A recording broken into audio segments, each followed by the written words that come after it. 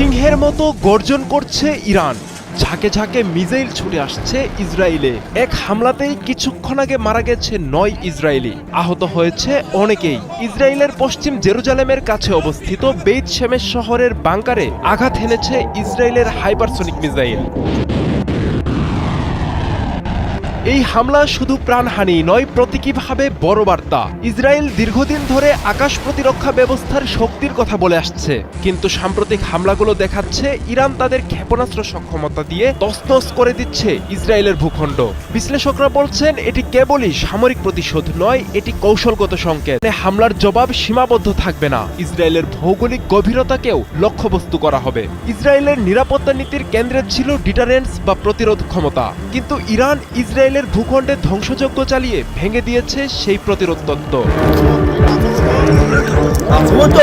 ইরানের পাল্টা হামলার পরিধি শুধু ইসরায়েলেই সীমাবদ্ধ থাকেনি।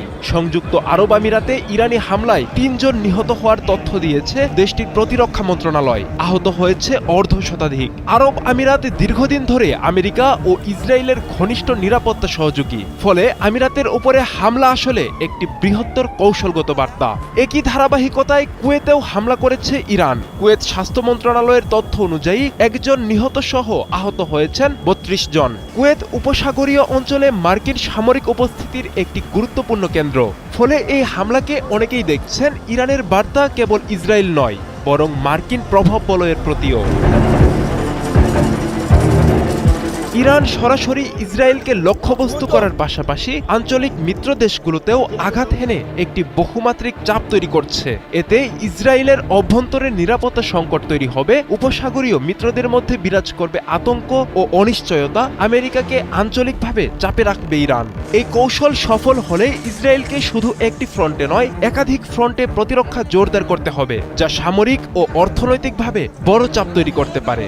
উপসাগরীয় অঞ্চল বিশ্বের জ্বালানি সরবরাহের কেন্দ্রবিন্দু। যদি এই সংঘাত তেল স্থাপনা বা জাহাজ চলাচলে প্রভাব ফেলে, তাহলে বৈশ্বিক বাজারে দ্রুত বাড়বে তেলের দাম। ইরানে হামলার জবাবে তেহরান যে কঠোর ও বিস্তৃত প্রতিক্রিয়া দেখাচ্ছে তা স্পষ্ট করছে সংঘাত আর সীমিত পর্যায়ে নেই। ইসরায়েলের ভেতর প্রাণহানি, এরপর আমিরাত ও কুয়েতে আঘাত, সব মিলিয়ে এটি একটি বার্তা যে আঞ্চলিক যে কোনো হামলার জবাব বহুমুখী ও সমন্বিতভাবে দেবে ইরান। আব্দুল্লাহ আল মারুফ, ৭১।